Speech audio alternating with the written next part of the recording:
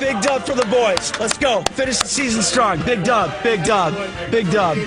That's what we needed. That's what we needed. Let's go. The basement, but not in the basement, not on Zoom, not in some board, in the studio, the final week of the NFL. It is the Sports Cubicle here, live on WCPT 820 and Heartland Signal. I'm your host, Mike Mercado. On the board is Paul Chivari. Joining us on the microphone to the right is Devin Tingle, and later on we have the marvelous Dan Marver joining us, and that's right, to end the season. The Chicago Bears walk off in Lambeau Field 24-22. That campaign ends with 5 wins, 12 losses, but a victory against the hated Green Bay Packers. We are here to eulogize, to discuss, to break down what was the 2024 Chicago Bears, and we want to hear from each and every one of you. Devin, where can the lovely folks listening to us here on WCPT on the Sports Cubicle, where can they call us? How can they get in touch with us this entire episode? Well, of course, if you want, you can always give us a call or a text at 773-763-9278. Again, 773-763-WCPT. Amazing, we got lucky enough to get that number. And we're on Facebook at WCPT820. And we're on YouTube at WCPT820. And I can see all of your lovely little faces watching us. And if you want to call, text, all that good stuff. Paulacious! You're wearing a Bears hat today. Yeah, I was rooting for the Bears today. I thought they were going to beat the Packers, and I wanted them to beat the Packers, and they went out and they beat the Packers today. So it was an interesting game. I think there's a lot of different conversations that were happening before we got into this matchup. Should Caleb have played? What does this game mean? Did you want the draft position? All of that was in play in this game against Lambeau. But I think the most important thing is your rookie quarterback finally got his deserved game-winning drive in a season where he should have had it all the way back against Washington. We're week 11 when you should have beat the Packers the first time and your field goal gets blocked. This time in their home stadium as they're getting ready to go into a playoff game. You beat them by a field goal because of your rookie quarterback with some great plays by DJ Moore, DeAndre Swift, Rome Odunze. A great fourth quarter by Caleb, I thought, even though they didn't necessarily put points on the board. You took advantage of Jordan Love not being in the game.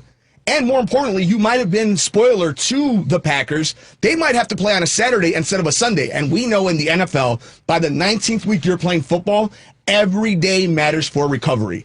And I think that ends up being the biggest story for the Bears after an interesting game against Green Bay. Now, Devin, what did you think? What were your emotions going into this game against the Packers, knowing full well that there wasn't necessarily anything at stake besides hopefully a good showing from the rookie QB? Honestly, I was hoping they'd lose, Mercado. I wanted them to lose. I wanted them to get a better draft pick. They're probably going to end up number 10 in the draft overall. And let's be real here. Even if they got the best, which would have been number 7 going in today, I'm not sure how lucky you're going to get at number 7 in the draft on a team that has so many holes and things that need to get saved there, Mercado. But I must say, this was one of those games that it was very just surprising. When was the last time the Bears returned a kick? I cannot for the life of me remember that. Was it the Devin Hester era? I really do not remember that, and that was the most exciting part at the beginning of the game there. The Bears had a lead for most of this game. Going into the fourth quarter, the Bears had the lead. Ever since, was this week 5 against the Jaguars? When was the last time they had a lead going into the fourth quarter here? I don't remember this. And then they started slipping up like they do a lot here. And, of course, as I was watching this game with the Paulacious one over there, we were both kind of in that thing of, like, they're going to blow it. They're going to bleep and blow it. I almost swore again, Mercado. Even this team wins, they make me mad. And, of course, it felt very like, oh, man, you ever have deja vu? Because, once again, we're coming up to a field goal with just seconds left against the Packers. And that ball, it curved a little bit, Mercado. I'm like, did it get tipped again? Did we blow this in game-breaking Bears fashion again? No. They ended up winning here. So, yes, it is nice to beat the it's nice to beat the Packers, especially going out of the season and messing up their playoff chances here. But when you look at the big picture of the Chicago Bears, which are around 4:30 or so, we're going to dive into the Bears season. I have a lovely eulogy prepared. I promised myself I wouldn't cry. But it's just going to be interesting, Mercado, because now the season is over. We saw Caleb Williams look strong. We saw DeAndre Swift look incredibly strong. And one thing I really liked that we saw in this game was the connection between Caleb Williams and DJ Moore, because we haven't really seen much of that this year. And going into this game, like, maybe we want to try and trade DJ Moore for a better draft pick, but I don't know. See, I think more importantly than anything is to your point, it always is nice to have better draft position. But in a scenario in which you have the rookie quarterback going into his sophomore year, you're not in desperate need of a wide receiver, of a running back, of a quarterback. What you need is interior linemen, both on the defensive and offensive side.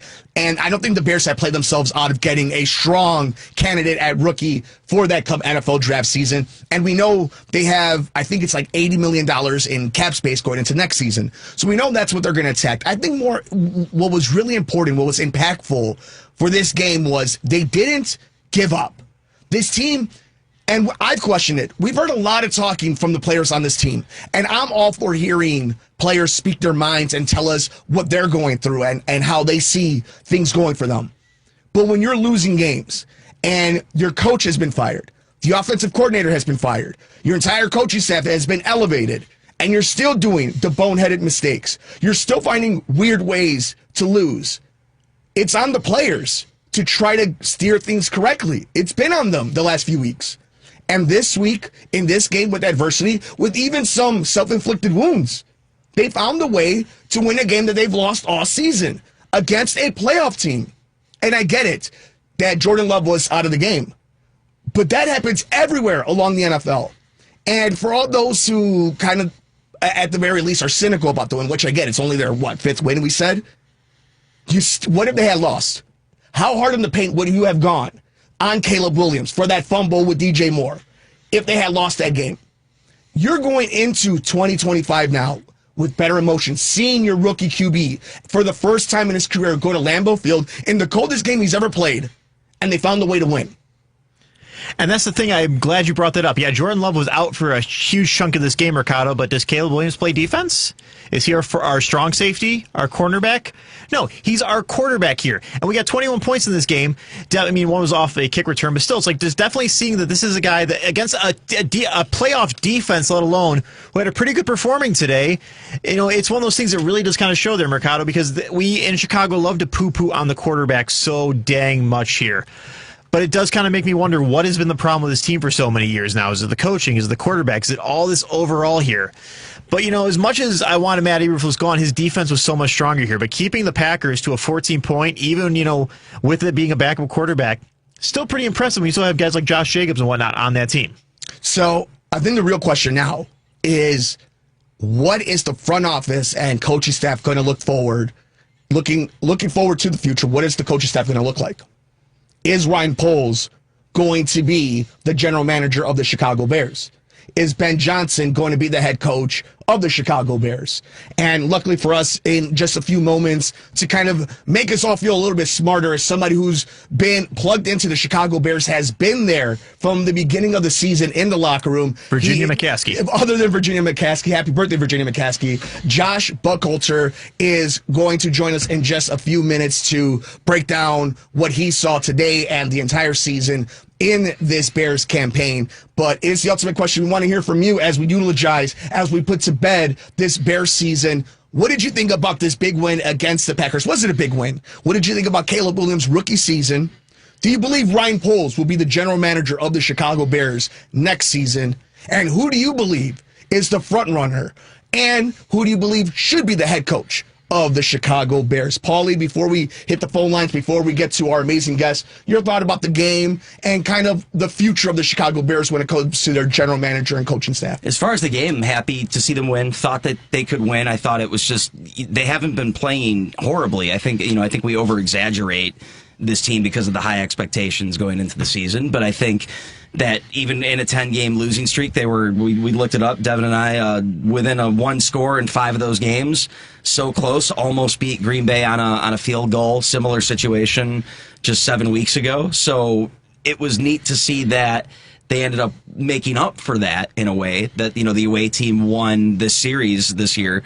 But just the mistakes they made leading up to it, they did everything they could to try and lose that game. You know, calling the timeout early, even just kind of setting up for the field goal. Like, it wasn't even like they tried to set up down the center in between the hash marks. It was like the Green Bay tackle, like, kind of just spun them around, you know, to put the Bears kind of centralized, you know. So everything worked out. Green Bay kind of played to lose this game almost with some of their mistakes, but it wins a win. I think it's big to not end on a losing note.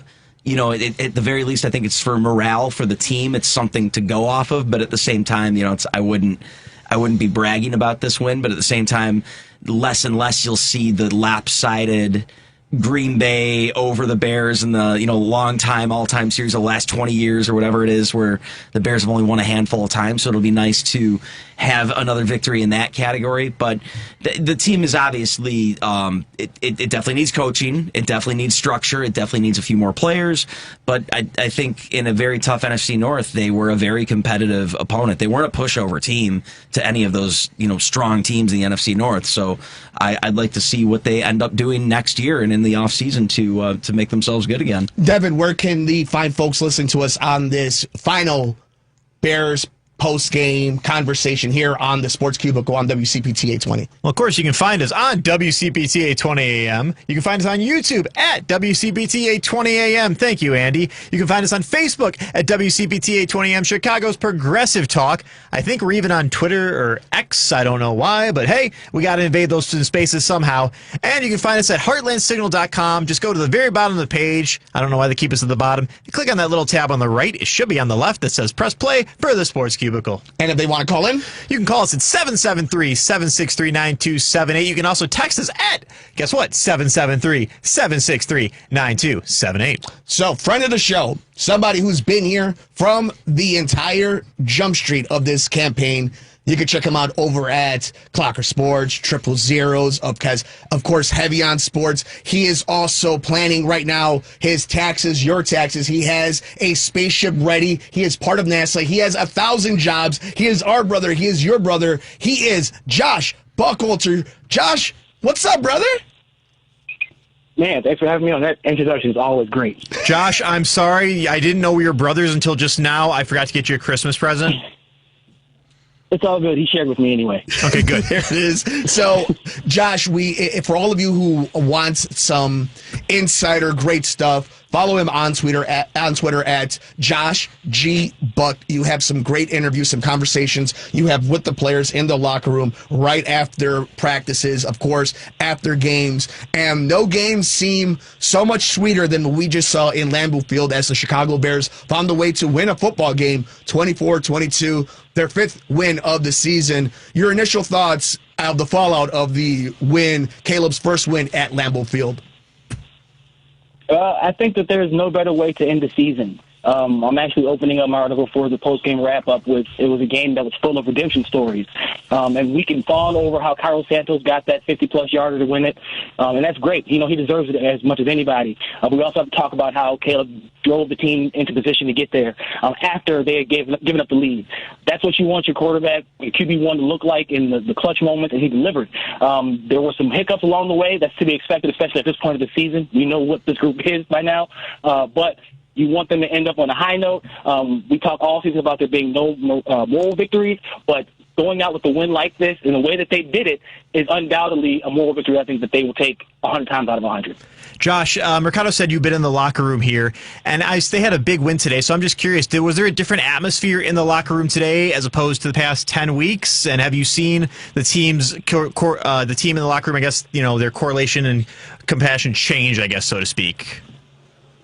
I'm under the weather today, so I was not able to travel with them. Did not want to infect anybody else. But I have seen you've seen their attitude change from the beginning of the season to this point in the year where they started with so much optimism but ended up kind of resigned to what seemed to be their fate to lose out the string. They weren't necessarily quitting, but there was a lot of lack of surprise by the way that they continually found ways to lose games. It was almost as if, not even almost, you had players coming right out and saying that you needed a culture change. So I expect this week when they clean out their lockers to be a lot more energetic. And that, to me, I think will be the best sign going forward because, like I said, you don't want to end a tough season regardless. You don't want to end it on such a poor note as losing, 11 games in a row. So I'm glad they were not able to do that, or they did not do that. So we know that Black Monday now is upon us, and a bunch of coaches will get fired, a bunch of offensive coordinators, defensive coordinators, general managers. Here in Chicago, that's already started. But now the question is Ryan Poles. So we look forward. A win in Green Bay is nice, but now the truth is, what is next for the Chicago Bears? Everything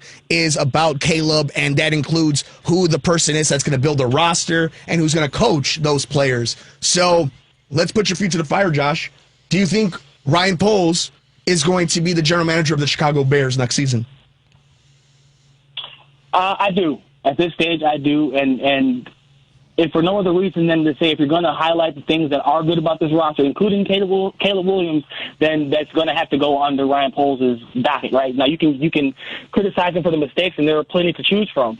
But I think that an organization that is looking for stability, not only in the quarterback position, but the head coaching position, but also in the front office, the changeover, especially if you have somebody as strong as Kevin Warren there to help guide the way, I think would probably be something that they're trying to avoid if they possibly can. Now, that can all change if the head coaching candidate that Kevin Warren wants is staunchly against keeping Ryan Poles. That can make things a lot more interesting. But as it stands right now, I would imagine that Poles has, remember, at the beginning of the season, he was being praised for all the work he's done to turn this roster around and put this group in a position to be competitive this year. That did not happen, but we can't necessarily let the results that we've seen turn how they're going to evaluate him overall, because they still have a bigger picture, broader picture view.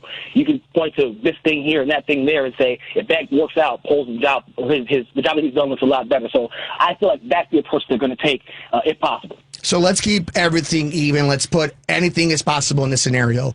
I believe that Ben Johnson should be the main target for the Bears, but there's also names like Joe Brady, obviously Mike Vrabel. There's been names that we've heard from Ron Rivera, Mike McCarthy, Arthur Smith, for the love of help for all of us, the fact that he's been named as well. But there's been a ton of names.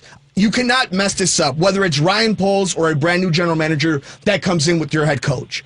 Who are your top three or the top guys that you keep hearing that you feel are going to be the real candidates for this Bears head coaching job? And more importantly, do you believe they have in mind already the person who is going to be the head coach of the Chicago Bears? We're backwards. So I do believe that they have at least a prime candidate in mind. We keep hearing Ryan Poles talk about the leader of men. I think that's a telltale that he's trying to find a defensive guy. When you hear that, to me, that invokes a vision of a defensive coach, defensive-oriented coach. And then from there, I would say that I would hope that they have broadened their scope beyond that. I do think that having a offensive play caller locked in for your young, promising franchise quarterback is essential. And so, therefore, my top of the list would probably be Ben Johnson. In any order you want to throw them in, but Ben Johnson. I do like Cliff Kingsbury. I know people are down on Cliff after his Arizona tenure, but we're talking about guys getting second chances. I'm not sure why he wouldn't get one as well. And then from there, you go to Joe Brady. You have to answer questions about what happened at his last stop. How much of that is him? How much of that is the talent that he has at his disposal? So the list would be Johnson, Kingsbury, and Brady. But then from there, you have the mutual interest that you're hearing about in Pete Carroll.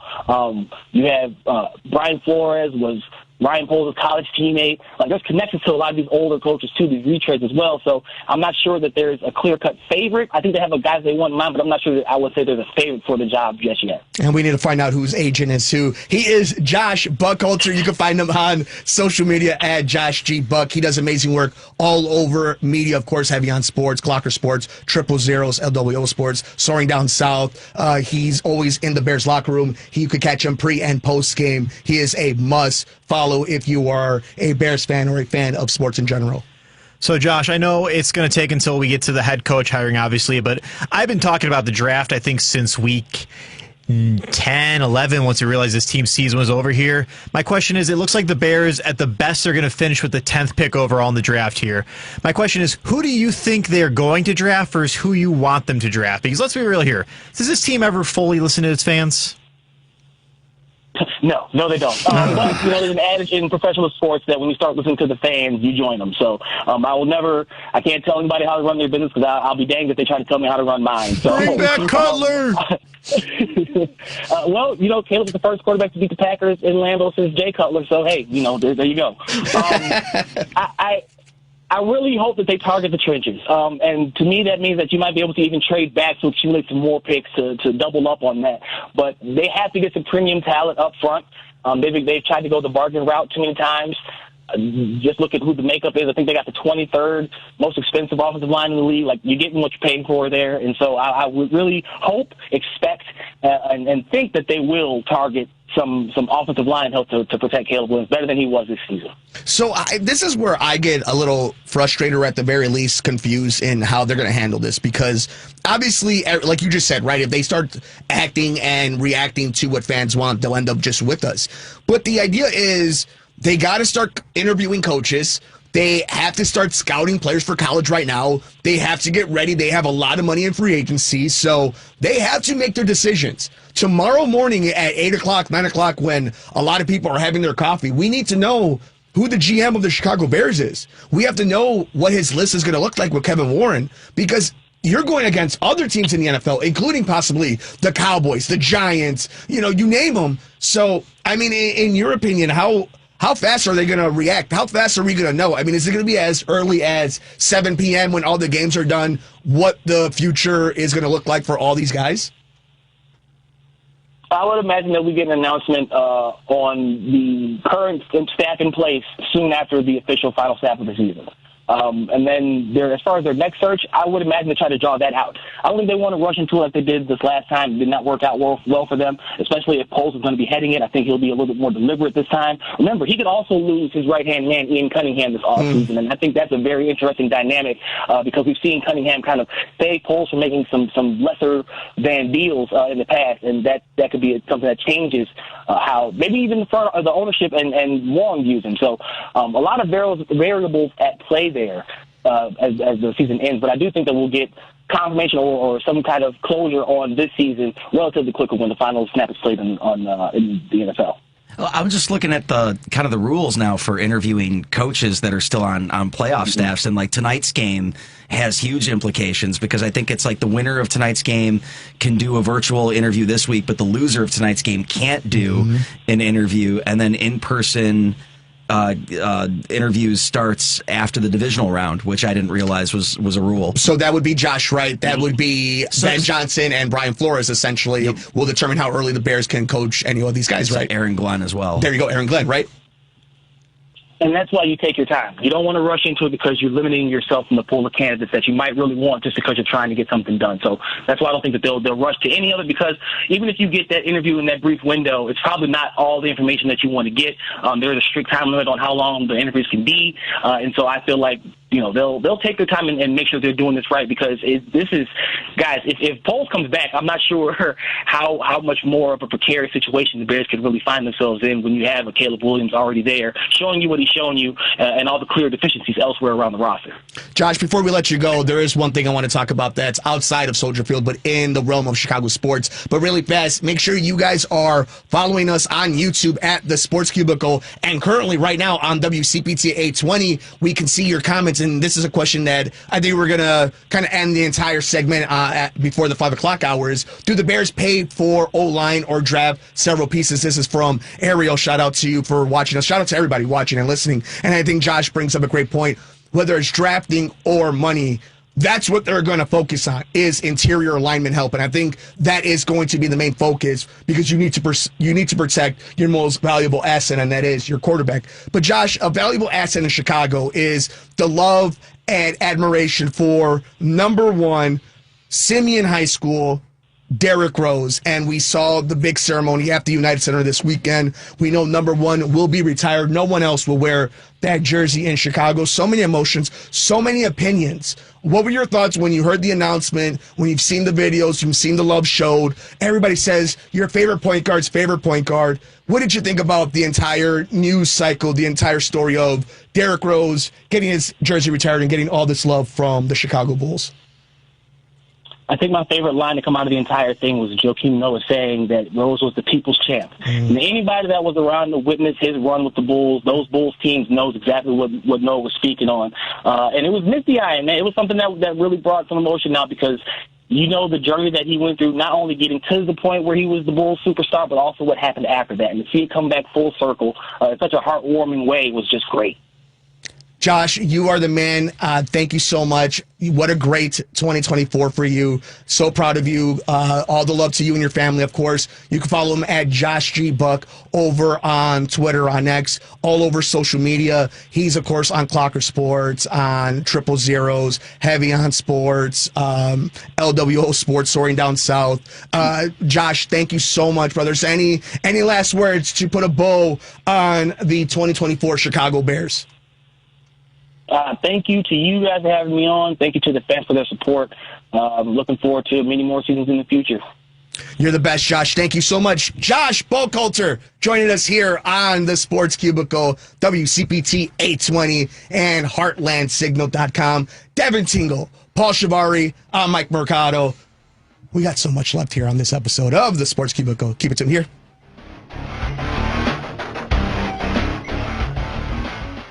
Think Theory Radio. Theoretical astrophysicist Dan Hooper. If there's someplace a light year away from now, there's nothing I can do now that can influence that place in less than a year. No matter what I do, no matter how I build my quantum machine, or no matter what I entangle or what I quantum teleport, nothing I can do here can affect that until a full year has passed, allowing light to get there at the speed of light. Think Theory Radio with Damian Perdue. Saturdays at 6 p.m. on WCPT 820. How was your drive to school? Let me tell you, I had to get my iced coffee first. I just can't seem to put it down. My favorite rapper just announced a tour. My phone was buzzing like crazy. I'm so excited. I had to text all my friends right then to talk about it. Then, someone started calling me and... Let's try that again. I turned my phone off right away. I never drive distracted. Visit StopTextStopWrecks.org. A message brought to you by the National Highway Traffic Safety Administration, Project Yellow Light, and the Ad Council. WCPT 820, Chicago's progressive talk, where facts matter.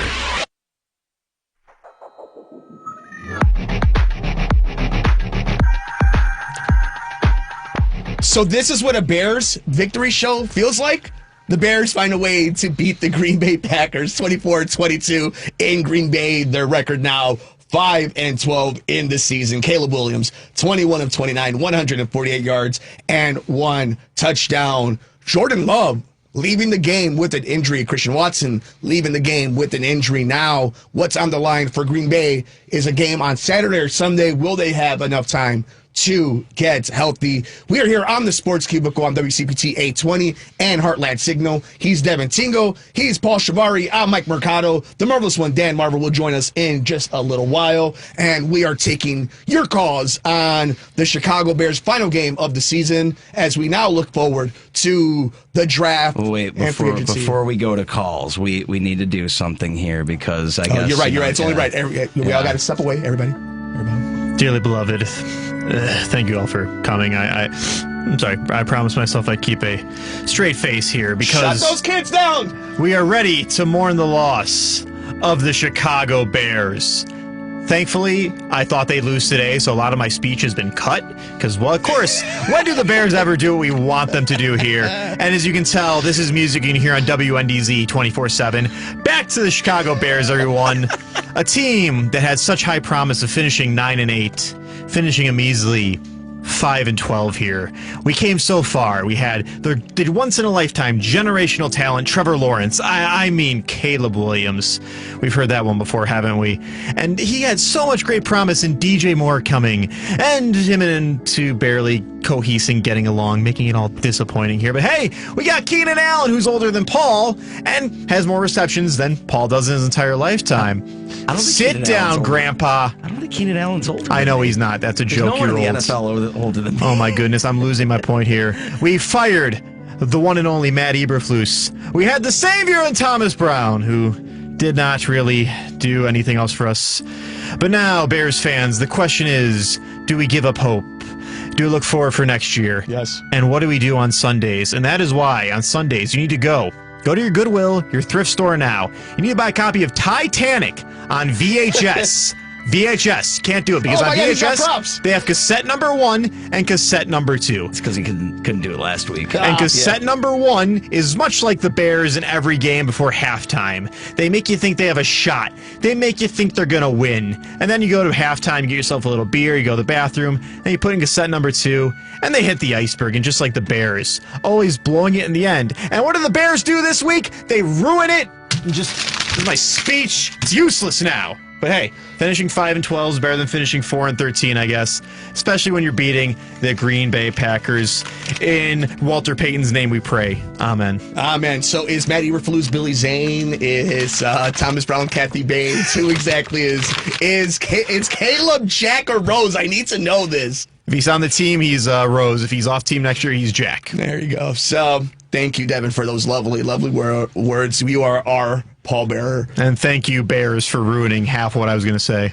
Isn't it? You know what? I'm not even going to get into it because, of course, the Bears find a way to upset everybody. When they want them to lose, they find a way to lose. But we want to hit the phone lines. Let us get to the peoples of Chicago. After a Bears win, the Bears find a way to beat Green Bay in Green Bay 24-22. Let's hear from you here on the Sports Cubicle. Polly.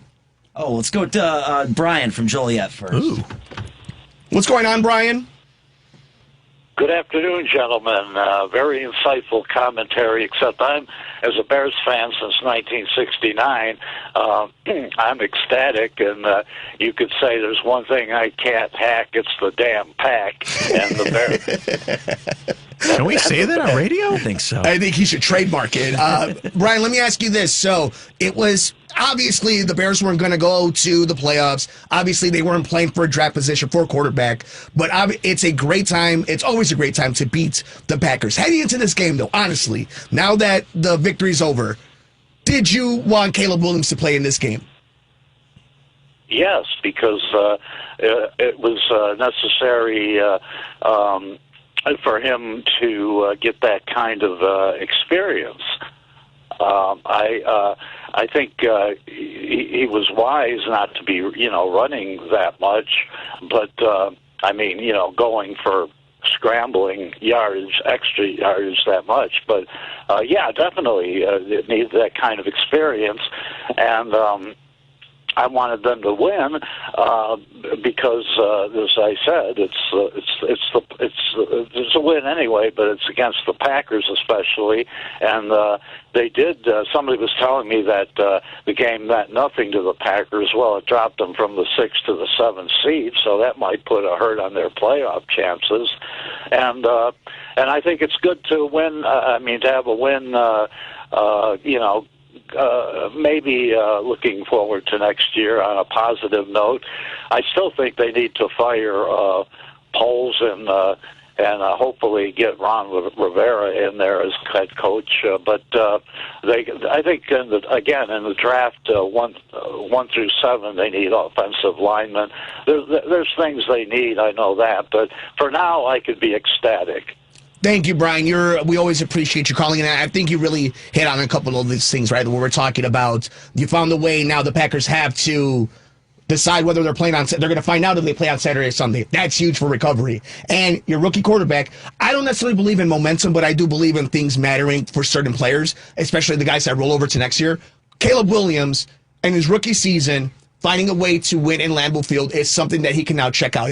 That monkey's off his back. And he made all the starts. First time since 2009, a Bears quarterback made all of the starts in the season. And he protected the football for the most part. I mean, maybe not today. I think he might have had an interception or not. I don't know if it counted. But more touchdowns than interceptions in his rookie season, a full slate of starts. I think overall, when you grade him, you've got to be at least satisfied with what he did this year, even though it didn't translate to wins. And he did not break David Carr's number for most sacks in a season, so came close. But like franchise-wise, he now owns all the rookie quarterback records, which isn't much, but at least a modern-day quarterback owns it. And it's the baby steps that a 100-year-old organization. You mean it's not? We're not going back to Sid Luckman holding everything. No longer Jay Cutler. Do you have to worry about that? And he only ends the season. Benora, wait, that's the White Sox guy. And he ends the season, I believe, with 20 touchdowns and 6 interceptions. So a nice way for a rookie season with only 5 wins. Well, who else do we have, Paul? You want to go back to the phone lines and get some of these thoughts as we eulogize the 2024 Chicago Bears? Yeah, let's go to Dave in Hoffman Estates. Dave, what do you got for us as the Bears find a way to win a game at Lambeau Field, their last game of the season? Yeah, no, I'm happy. As I told you, I'm a Lions fan first and then a Bears fan second. So when they played, I'm happy as could be because it took the Lions about, 20 years to win up in Lambeau, too, there a few years back, too. So I know the feeling. But mentioning about Ben Johnson, how do you know he wants to be a head coach? He's great got point. a pretty sweet thing. He got a pretty sweet thing there in Detroit, and like they say, a lot of these guys have been with kids and that, coordinators and that, and they go and they take on a head coaching job. There's a lot more headaches to it, and you're starting off with a bottom-feeding team, and you're used to that. And he's got, like I said, a sweet thing in Detroit, and they got these guys, they got all these, like they said, the well is deep with his tricks that he likes to pull too, and that. And I don't know, that's just my thoughts. And he had a chance last year, if you recall, to go to a couple of teams, and he turned it down, saying that he had unfinished business here in Detroit. And we'll see what happens tonight. Then, if they're first or fifth, if they lose out, then he may be back in Detroit. So I wouldn't put the cart before the horse, saying that it's a done deal, that he's going to be the man. He might price himself out again too. Get some high figure in that. But I did hear who you guys might get though from the Lions next year is that offensive lineman Dan Skipper. Okay. And he's of the fame last year when that Brian Durant tried to say that he had checked in, for that 2-point conversion. He's like on a basketball team, a good sixth man. He's been a great front lineman. I hope we don't. No, he's been damn good, when we've had some hurt front linemen. So, and I got to thinking about like a great coaches. Here in Chicago, we're still living off of 40 years ago with the 85 Bears, and Ditko only went one. You guys, we could have had a dynasty here. But because of his ego and all of that stuff, he decided that instead of using Steve Fuller against the Redskins that time, he's sticking Doug Flutie. He's quarterback at that time, if you all recall that. And I don't believe he did too good of a job when he went to New Orleans after that, did he? No. Started off on a bad foot by trading like all their draft picks for Ricky Williams, and they just couldn't really get out of like a 5-6 win sort of hurdle there. Never forget that Sports Illustrated cover of him in the wedding dress with Ricky Williams. Now, Dave, before we let you go, what's the final score for tonight's Detroit Lions Minnesota game? I either think it'd be like what we just got done with in with the Bears and Packers, because they all know each other so well, or it's going to be like the Buffalo game and be a shootout. Either way, my friend, I hope you enjoy the game, and I hope you enjoy a playoff run. I hope like hell that these guys go on, and win for Martha Firestone Ford, and in fact, on the other little gal, they said that today is Virginia McCaskey's birthday. Mm-hmm. Yeah, Virginia's 102. Happy birthday, Virginia! What a great way to win! All right, Dave. All right, guys. Thanks. Have a good one, and go Lions, guys! Go Lions! Go Lions! Thank you, Dave. Have a great one. But there's a few things, and we got a couple more callers we want to hit on. But Dave brought up some points. I think the big thing for Ben Johnson is he did pass up the job with Washington last year. There's only so many NFL jobs that open up every year, and there's only so many times that they're going to offer it to you. Where's Eric Bieniemy? Like, there are names that you hear come through the cycle that just come and go, and you got to strike when the iron's hot. We already know one opening. Jared Mayo fired by the Patriots. That is surprising. After one season, Robert Kraft moving on for Mayo. And won in his final game, but, meaningless victory, 5 wins, I think, for them as well. So does that mean with them, where they're going to end up in the draft with a Drake May? So you have your quarterback, you're going to have a high draft pick, you have a successful ownership. Is that a landing place for a Mike Vrabel, for a Ben Johnson?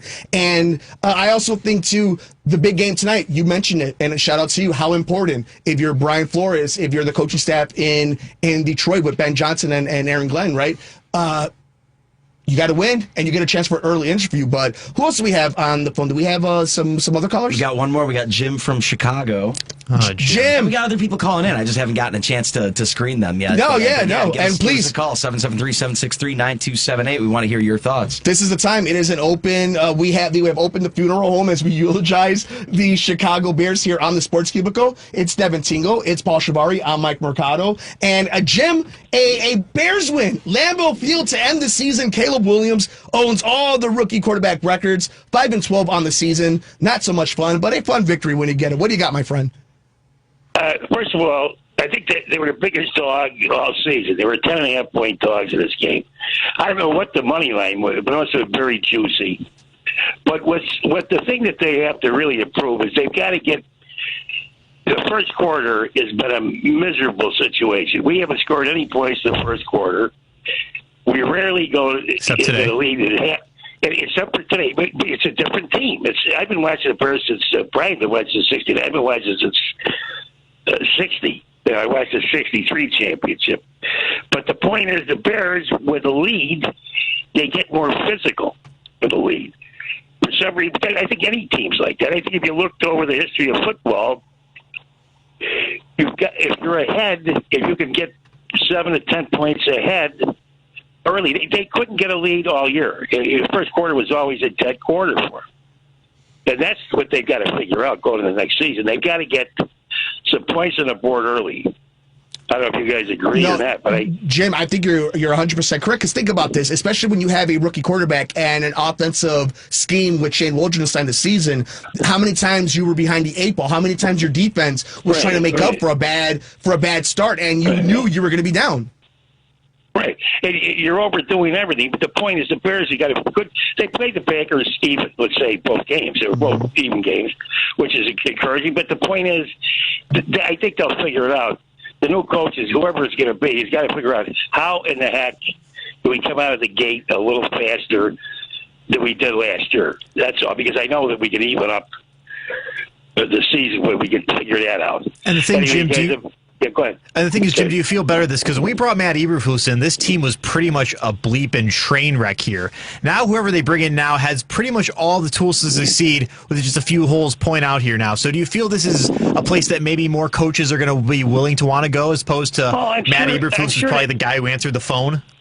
I'm sure they will, because the point is, they know the history of the Bears. The Bears, if they could get a lead on you, they're a very dangerous team.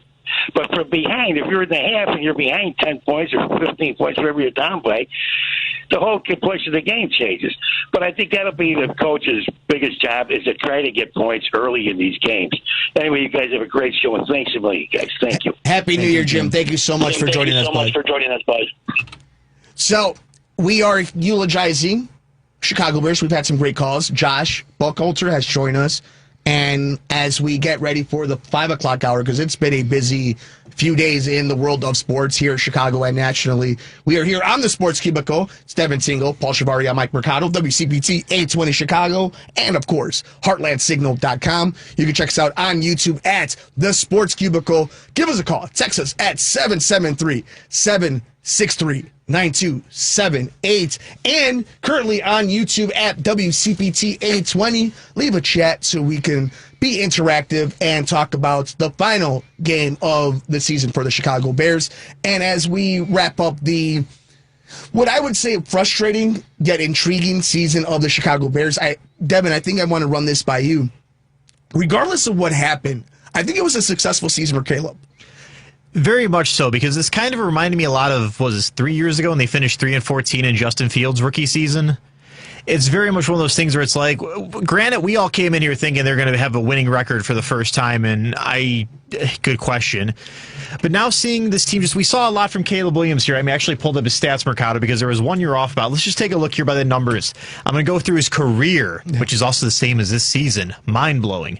So, 333 completions out of 533 attempts. That's insane. Quarterback completion percentage of 61.9. 3,393 yards. I don't know if this is Caleb Williams. I like number 3 a lot. You were off by 1, Mercado. He has 19 touchdowns instead of 20, which is still, he was projected for 20, so that's not really a bad thing. Go 6 interceptions and only 1 interception in the last 5 games. I literally think if you're a Bears quarterback, you know how it's it's Mr. Irrelevant when you're drafted last in the draft. Your Bears quarterback can be Mr. Interception because they throw so dang many of them here. And that's just one of those things. He has an 87.4 rating, Mercado. When was the last time we saw a quarterback with that? They just updated it. It's 20 touchdowns. It is 20 touchdowns after today. Thank you, Mercado. Yeah. No, continue your point. No, facts matter, CPT. Yeah. But it's one of those things where this is the thing. It's a lot more entertaining because with Fields, we didn't have a big win streak at all. 3 games in a row is nothing, but they only won 3 games that year as together here.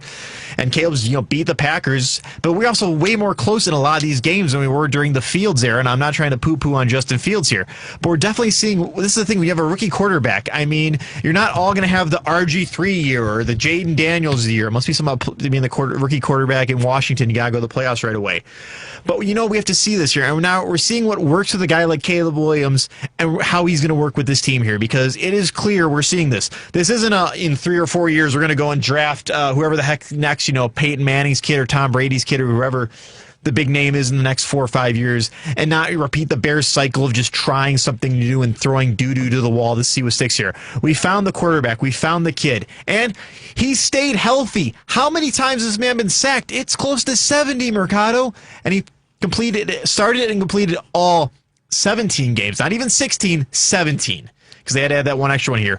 But that's the thing about this. When you have a quarterback, you need to see how it's going to work with him. And you have a couple years to see if he's the piece here. And Mercado, I think it's safe to say Caleb Williams is the future of the Chicago Bears.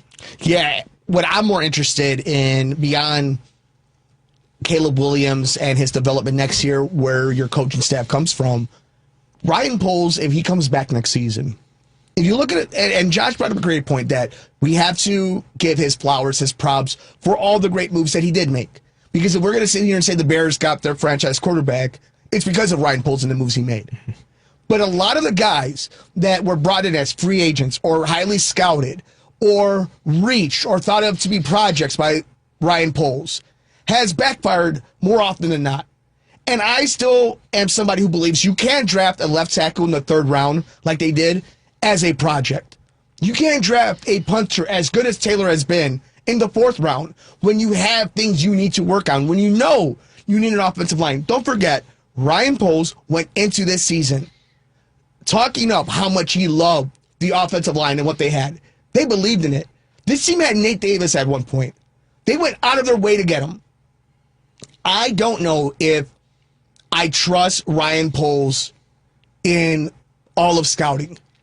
I don't know if Ryan Poles, they know how to scout secondary, corners and safeties. They know how to do that. But do I trust a general manager who went out the first thing in his free agency and got a running back? But not just a running back that for the money he was paid and how highly acclaimed they talked about him, how much of a difference did somebody like DeAndre Swift made compared to if you had spent the money somewhere on the defensive line, somewhere on the offensive line, somewhere to help with blocking? Speaking of that, what happened with Gerald Everett, Mercedes Lewis? Every time we hear one of these names, it's a flag being thrown out on the field. This team went into scouting its team backwards. And then you look at the way that they went through a coaching hire. They decided Shane Waldron was a better offensive coordinator than Thomas Brown. They were the team that gave Matt Eberflus a head coaching job when he was going to be fired by the Indianapolis Colts. So while I may love what Ryan Poles did to Carolina, what he did to get Rome Odunze and Caleb Williams to the Bears, drafting Darnell Wright, too many times the decisions made by Ryan Poles has cost this team. Whether it has been by player evaluation or the people he has hired. So now I'm supposed to sit here and trust the same person who thought Shane Waldron was a better hire than Thomas Brown and thought Matt Eberflus was the right head coach in a coaching carousel that had Jim Harbaugh. And now I'm supposed to give him all my trust when I now know that the quarterback they have can be successful in the NFL? But the one thing I do want to bring up, Mercado, here is, according to Bears Wire, close to 30 Bears players' contracts are up and will be free agents after this season. And it makes you really wonder now, how are they going to rebuild this team? Are we going to be re-signing a lot of people? Are we going to blow this whole thing up and bring new people in? And the question is, do we want to start fresh with a new GM, or do we want Ryan Poles to be the guy in charge here? Because I can't remember last time they had this many guys slated to be free agents. So I think regardless in the NFL, it's a quick turnaround, right? Like the roster, there is so much turnover.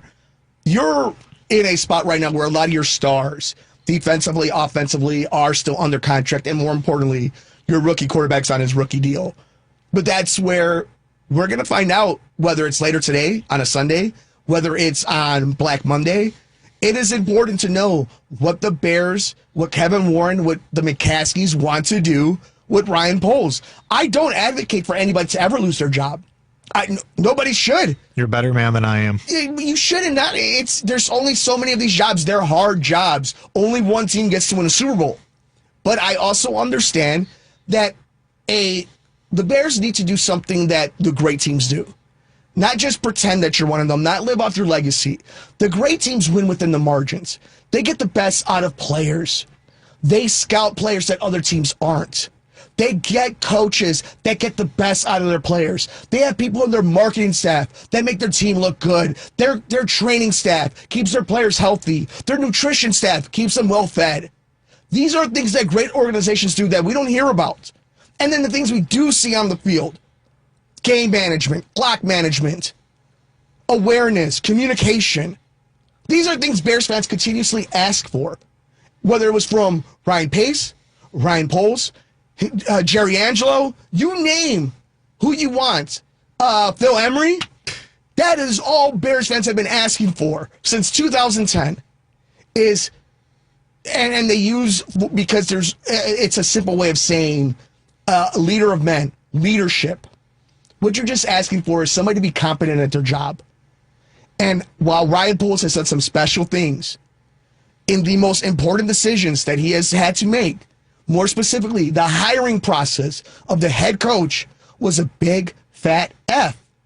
And Caleb Williams, because you ended up at number 1 and got the quarterback, should not excuse because he's a good player, excuse your past sins. Now, if they decide to bring him back, I can go down the road and understand of you want to be some form of cohesiveness. You don't want to be the organization that is constantly firing coaches, GMs. So if Ryan Poles is brought back, if come Black Monday, he is the general manager, everybody, Kevin Warren down. It is on them. Whether it is a success or failure, falls on them now. If they don't win a division, if they don't get over 500, if anybody gets hurt, it is on them because they have now made that decision that they're entrusting their entire franchise, the quarterback that is going to help them build a multi-billion-dollar stadium. That investment comes down to the decision that's going to be made because this is going to be the key player in putting it all together.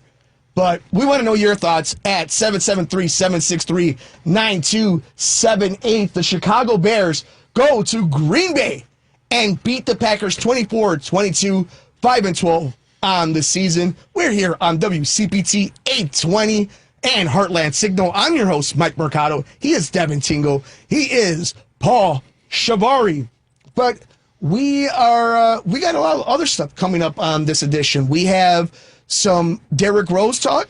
We have some NFL playoffs. And another fun surprise to end the show, Lions and Vikings. Stay tuned. You don't want to miss what we have coming up. Paulie?